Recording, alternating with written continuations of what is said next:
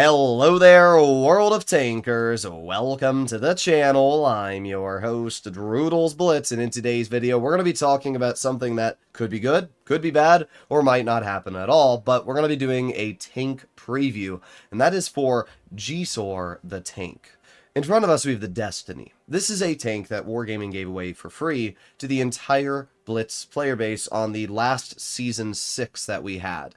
And yeah, it was a pretty big disaster. In fact, it was such a big disaster that Wargaming went into their official Discord and tried downplaying the severity of this event. They said, oh, only like 10-15% of the Destinies being played are fully stock, and there's only like 20,000 Destinies being played.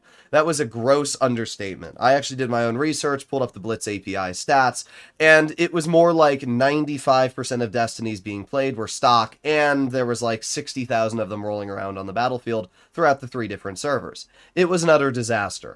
I'm not sure why Wargaming thought releasing a fully stock vehicle that you had to upgrade with real money to the entire player base, whether you were level 1 or, you know, whatever, was a good idea. I just don't understand where they were getting that brain loss from. But yeah, it was a terrible idea. Everything about the Destiny was a disaster. And even today, I still find the occasional Destiny rolling around on the battlefield, and guess what? They're still usually stock, which is pretty dang tragic.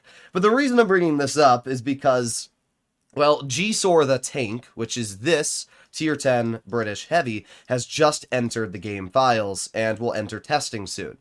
And for those of you that don't look at World of Tanks PC, GSOR the tank, and same for Patton the tank, were both free vehicles that Wargaming gave away if you simply logged in from December 19th to December 31st. All you have to do is claim GSOR the tank in your garage. A single click on the shining gift box will make it yours. So yes, basically, this vehicle was available to every single player on World of Tanks PC for simply logging into the game. Same for Patton the tank.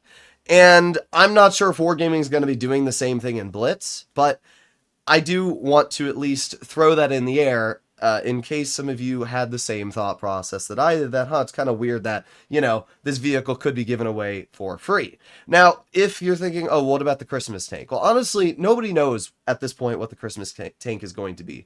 Originally, I thought it was going to be the Felice, but there's actually 4 different vehicles that are in testing right now, and I don't know which one's going to be which, right? We have GSOR the tank, which has just entered the game. We have the AC-07 Atlas. I think this tank will either be released during Halloween or in its own line, though. Then we have the Felice, which I still think is going to be the Christmas tank. And then we also have the BZT-70, which I think is going to be the Thanksgiving tank. But at the end of the day, we have 4 different tier 10s that are now in testing. So I can't really say which one I think is guaranteed going to be the Christmas tank, whatever it is. The only one I'm pretty sure is that the Atlas will be during Halloween, but I really don't know. But today we're going to be focusing on the GSOR, and I'm going to showcase the capabilities this vehicle has. Now, I should mention, this is a heavy tank. We can see right here it is a tier 10 heavy, which is interesting because the thing has absolutely 0 armor for a heavy. On flat ground, with calibrated shells, the upper plate's about 227, and that's against APCR, so it's even worse against AP. The hull of this tank, to me, looks like a Charlemagne. In fact, I'm pretty sure that's what the hull is. I mean, if you take a very brief look at the hull armor of this vehicle, and then we go to Tankopedia, and I type in, Charl, and there's the Charlemagne. Look at it. Here we go. It's the same hull. I mean, it's literally the same hull. The armor is a little bit worse on the Charlemagne, but if you actually look at the exact armor and layout of this hull, and then we look at the exact armor and layout of this hull, they are very clearly, I mean, look at it, dude. They're the same thing. They're clearly the same thing. Just with, yeah, I mean, they're identical. So GSOR the tank is a Charlemagne hull, which then has a GSOR turret that has been more armored. Now, the turret's kind of interesting because, as you'll notice, it has spaced armor all over it. You can see the spaced armor here. It's got spaced armor, which is interesting. Where the spaced armor is, it's actually over 400 thick. And it's got all these goofy angles all around, which will definitely get bounces. But if you just aim dead center on the turret cheeks, it's only about maybe 202 effective. This here is also maybe only about 202, but it is all spaced, which means that you won't be able to pen this thing at all with most premium heat shells, which is nice. But yeah, in general, its armor's not very good. It's not going to be getting many bounces. That's without even mentioning the fact that most tanks that load gold with premium APCR are just going to cut right through you. So yeah, the only way you're going to get bounces is if you're using this vehicle fully hull down. Something that's very interesting, though, this tank has 12 degrees of gun depression. Yes, you heard that right. 12 degrees of gun depression. And the gun is absolutely insane. 3,638 DPM makes this by far the highest damage per minute tank in tier 10. The only highest DPM tank I can think of right now, I'm pretty sure, is the Stridsvon K, which is decent DPM at 3,254. And the E6 is around the same at like 3,250, but I mean, that's not even anywhere close to the DPM of 3,600. That's a 400 damage per minute increase. So that's actually wild how much DPM this vehicle is going to have. The damage per shot, though, is terrible. 320 basically makes this the lowest damage per shot tier 10 heavy. It's just one of the lowest damage per shot tanks in the game. Now, it does not have high explosive squash head, as we can see. Well, it does. It has a Hesh on its just standard HE with 110 damage per shot. By the way, loading Hesh gives you 4,500 DPM. It is ridiculous.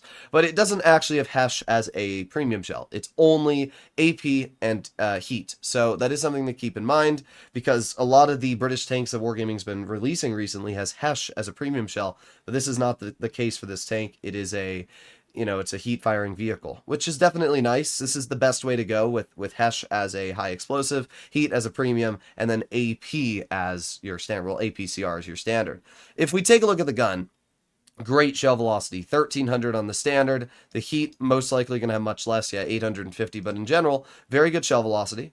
Something else I want to see is the penetration. So it's 258 on the standard, and then the heat is actually very nice at 325. I'll probably be running calibrated on this tank. You'll still have a very nice DPM of 3,450, and then you'll also have really good pen, especially on that Hesh at 119 mils. So that's probably what I'll be running, but we'll have to see. Only a 5.28 second reload, though. That's insane. And when it comes to the gun, it's also quite good. Dispersion is very nice.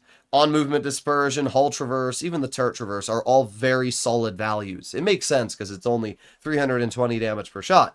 But with the DPM that this thing features, that is really, really good values overall. And that gun depression of 12 degrees, even if the tank doesn't have much armor, is still insane.